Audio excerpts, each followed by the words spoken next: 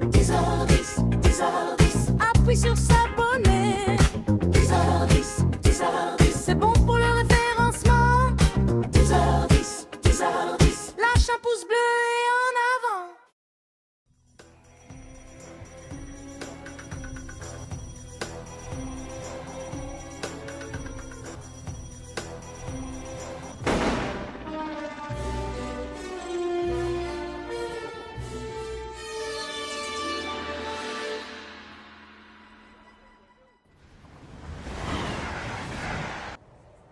Vous savez, comme des ex, des services spéciaux, au sourire facile et au montreur de prix. Rolex, Néotype, magnifique. merci. J'ai acheté cette montre sur les conseils de mon ami 10h10.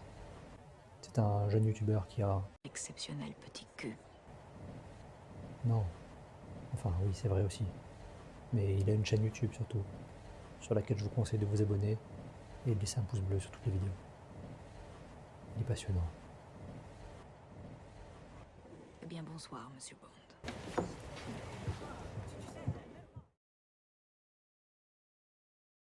Salut les fous des montres, aujourd'hui je vous parle d'une petite pépite que j'ai dénichée au Timefest. Allez, on parle de la Néotype chronographe.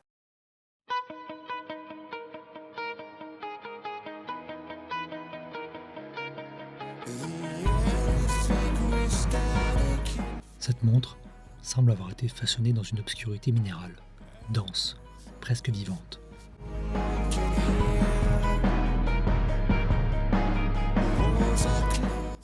Son noir profond m'évoque la pierre de lave de la cathédrale de Clermont.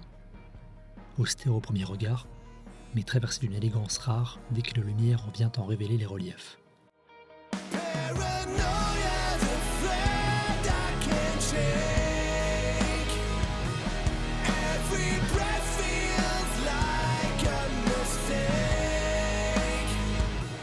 Sur son cadran, l'ombre n'est jamais figée.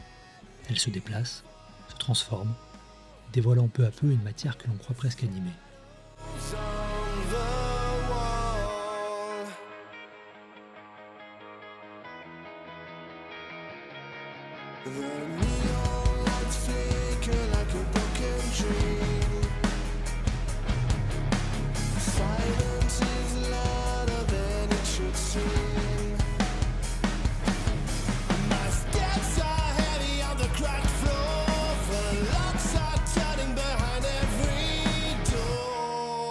Le reflet bleuté de son verre faisant écho à la couleur du ciel au crépuscule.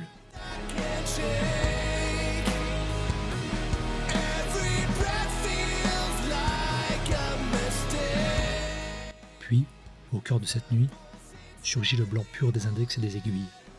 Un contraste net, implacable, comme les premiers rayons du soleil venant frapper la roche pour lui redonner la vie.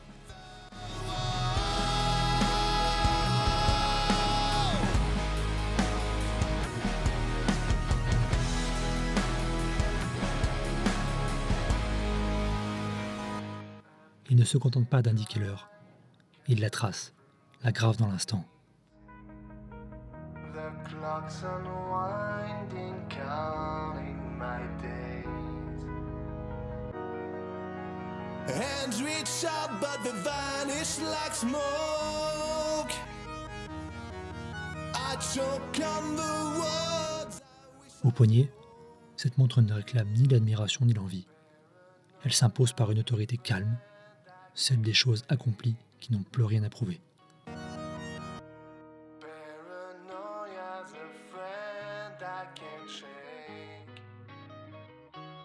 Every breath feels like a mistake. The bolts inside they won't let me fall.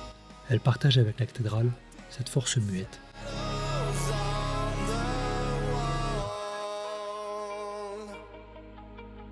un monolithe se dressant au poignet, comme au centre de ma ville. Une montre noire, certes, mais d'un noir habité, profond. Aujourd'hui, je vous parle de la Néotype LM02.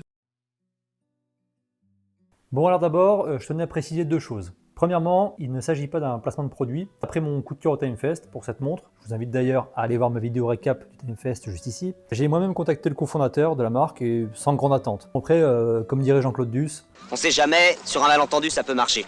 donc voilà, j'envoie mon petit message sur Insta. Vlatipak, en fait, il me répond. Super sympa le gars, et il me dit directement oui, j'ai même pas à argumenter ni rien. Ça me permet d'enchaîner du coup sur le deuxième point, c'est qu'il m'a donné absolument aucune consigne avant l'envoi de ce que je pourrais dire, ne pas dire, faire ou ne pas faire avec la montre. Alors bon, je sais pas s'il a trop regardé ma chaîne et s'il a vu ma vidéo test sur la G-Shock, mais bon, tant pis pour lui, j'ai envie de dire, il retrouvera sa montre peut-être en miettes. Et donc me voilà quelques jours plus tard avec la montre au poignet, ça fait une semaine que je la porte et franchement j'ai du mal à l'enlever parce que c'est clairement un petit banger cette montre. Bref, on va commencer par un petit récap pour présenter la marque, histoire qu'on sache dans quoi on s'embarque et à qui on risque de donner notre argent. Donc Neotype, jeune marque horlogère française fondée en 2022 par Pierre-Thomas Lambert et Jean-Baptiste Maillot. À eux deux, ils cumulent plusieurs décennies d'expérience dans l'industrie horlogère et le design et ça leur fait aussi un paquet de prénoms. Donc Pierre-Thomas Lambert, il possède un CV bien rempli, il a plus de lignes que le mien. Après des études en design industriel et en entrepreneuriat, il passe notamment par Cartier, Louis Vuitton, puis le groupe LVMH, où il va occuper plusieurs postes à responsabilité chez Tag Heuer, jusqu'à devenir responsable commercial France. Et c'est en 2022 que les deux associés décident de se lancer dans leur propre vision de la montre-outil moderne avec Neotype. Leur premier modèle, c'est la LM01 type D, que vous avez peut-être vu sur la chaîne Moonwatch. Ici, on avait fait une présentation. Et la montre rencontre directement un succès sur Kickstarter, où il récolte plus de 140 000 €. Et la montre devient le projet le horloger indépendant le plus soutenu de l'année sur la plateforme. Voilà, petite explosion directe, on sentait la petite pépite arriver. Produit en série limitée, numéroté, les montres Neotype séduisent rapidement la presse spécialisée ainsi que les amateurs d'horlogerie, de design industriel à travers le monde. En tout cas, au TimeFest, ils avaient franchement du succès. Heureusement que leurs montres elles sont étanches parce que les gars, les pauvres, ils n'ont pas pu respirer du week-end. Ils étaient vraiment sous l'eau quoi. Pas évident de se rapprocher de leur stand, mais bon, après quelques croche-pattes bien sentis et quelques petits laxatifs versés dans les verres de vin, La valeur à coudre. j'ai fini par pouvoir y accéder et pouvoir parler un petit peu aux gars qui présentaient. Aujourd'hui, Neotype, ils poursuivent leur développement avec une identité plutôt forte, centrée sur des montres fonctionnelles, robustes et au design vraiment affirmé. Une philosophie qui a permis à la marque de se faire une place remarquée dans l'univers assez concurrentiel des micro-marques horlogères françaises, tout en gardant des tarifs accessibles au commun des mortels, sans avoir forcément à casser un plan épargne pour repartir avec. Et ça, franchement, c'est appréciable, ça permet de se faire plaisir, de repartir avec une petite pépite, sans être en train de tergiverser pendant des mois, même si c'est un peu ce que je suis en train de faire. Alors, commençons par le squelette de cette montre, le boîtier. En un mot, Noir c'est noir. donc pour rentrer un peu dans le détail, on a un boîtier qui est intégralement satiné, recouvert d'un traitement PVD noir qui lui donne un look de zinzin quoi. C'est vraiment une version qui m'a tapé le plus dans l'œil. Les lignes elles restent relativement quand même consensuelles au niveau du boîtier, on n'a pas de folie. On est donc à 39 mm de diamètre, 39 mm au niveau du boîtier sans les poussoirs. Avec la lunette, on est à 41 mm. On a une bonne épaisseur de 15 mm, saphir double dôme compris, avec un entrecorde de 22 mm et un corne à corde de 48,5. Au poignet, franchement, elle pose bien. Le noir, il a tendance à réduire visuellement un peu. Après, bon, si j'avais le poignet rasé, elle pourrait paraître un petit peu plus grosse, quoi. C'est ce qu'on dit à chaque fois. Alors ici, pas de fioriture avec des chanfreins, des cornes twistées ou je ne sais quelle élucubration. On est là pour du opérationnel, résistant, furtif. Ah oui, tu crois qu'on a des chanfreins sur F-35 américain? Eh ben non mon copain, moi je te le dis. Et parce que c'est furtif. Alors attention, on est quand même sur du truc assez costaud niveau épaisseur. Ça se justifie par les specs techniques, on est quand même à 200 mètres d'étanchéité. Là, on commence à causer quand même. 200 mètres pour un chrono, c'est pas dégueu. Sur le marché des chronographes étanches à 200 mètres, ils se font relativement rares mine de rien. Donc j'ai cherché un petit peu et je peux vous trouver donc la Citizen ProMaster chronographe. Bon après il faut aimer, hein. Ou dans un style plus proche de celle-ci, on a la Mido Ocean Star chronographe. Rapidement, on passe sur le bracelet. Il est livré avec un FKM très souple. Petit bémol pour moi qui suis comme un facochère en été, il manque un petit peu d'aération ou de quelques rainures internes pour mieux respirer, donc potentiellement un axe d'amélioration pour les prochaines versions. Il est également livré avec un bracelet NATO vert et elle est directement prête à être parachutée sur votre poignet. En faisant toutefois la concession qu'à cause du NATO, elle est encore un petit peu plus épaisse. Donc voilà, vous ne pouvez pas avoir le beurre, l'argent du beurre et le. Les poussoirs donc ils sont vissés, il y a du pour et du contre. Esthétiquement, j'aime bien. Ça donne vraiment une impression de solidité, et ça donne un petit côté look agressif quoi. et ça fait aussi partie, mine de rien, des éléments techniques qui permettent ces 200 mètres d'étanchéité. Cependant, au quotidien, pour le Pékin moyen comme toi et moi, Surtout toi. ça peut être un peu pénible. Quand tu veux utiliser le chrono, il faut d'abord tout dévisser le premier, puis tout dévisser le deuxième, activer, éteindre, et ensuite tout revisser pour conserver l'étanchéité. Alors bon, certes, on n'est pas tous les jours en mission pour une extradition en Géorgie, mais quand même, c'est quand même bien de les revisser à chaque fois. Le petit plus côté boîtier, c'est qu'on a quand même une lunette céramique. Ça, franchement, pour la gamme tarifaire, c'est pas dégueu, ça permet d'être tranquille au niveau des rayures. On a également une couronne donc avec une super préhension et le petit logo de la marque, un X simple, efficace. Efficace, simple, n'est-ce pas? Amaros. Bon, on a fait le squelette, on va passer maintenant à la peau. Le saviez-vous? La peau est l'organe le plus lourd du corps humain. Oui, oui, pense à le ressortir la prochaine fois que vous serez à un repas de famille.